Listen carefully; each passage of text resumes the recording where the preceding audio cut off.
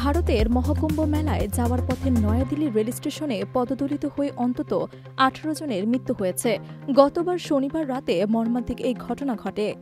ট্রেনে ওঠার সময় অতিরিক্ত ভিড়ের মধ্যে পদপিষ্ট হয়েছেন অনেকেই। রোববার এক প্রতিবেদনে ভারতীয় সংবাদ মাধ্যম এনডিটিভি জানিয়েছে, কুম্ভমেলার পুণ্যার্থীদের ভিড়ে দিল্লি রেল স্টেশনের দুটি প্ল্যাটফর্মে পরিস্থিতি নিয়ন্ত্রণের বাইরে চলে যায়, যার ফলে এই হতাহতের ঘটনা ঘটে। দিল্লির এলএনজেপি হাসপাতালের চিফ ক্যাজুয়ালিটি মেডিকেল অফিসার প্রাণহানির বিষয়টি নিশ্চিত করেছেন। কর্মকর্তারা প্রাথমিকভাবে জানান, এ ঘটনায় 10 জন নারী, 3 শিশু ও 2 জন পুরুষ নিহত হয়েছেন। পরে লেডি হান্টিং হাসপাতালে আরও 3 জনের মৃত্যুর খবর পাওয়া যায়।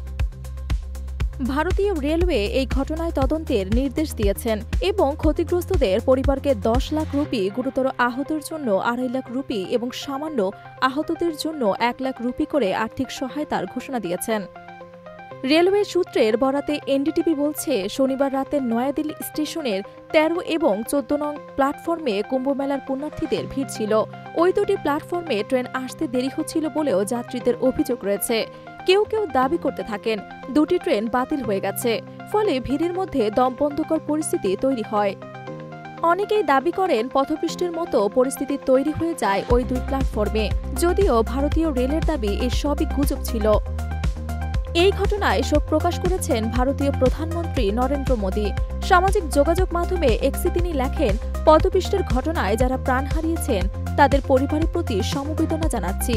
আহতদের দ্রুত সুস্থতা কামনা করছি। ক্ষতিগ্রস্তদের পাশে আছেন প্রশাসন।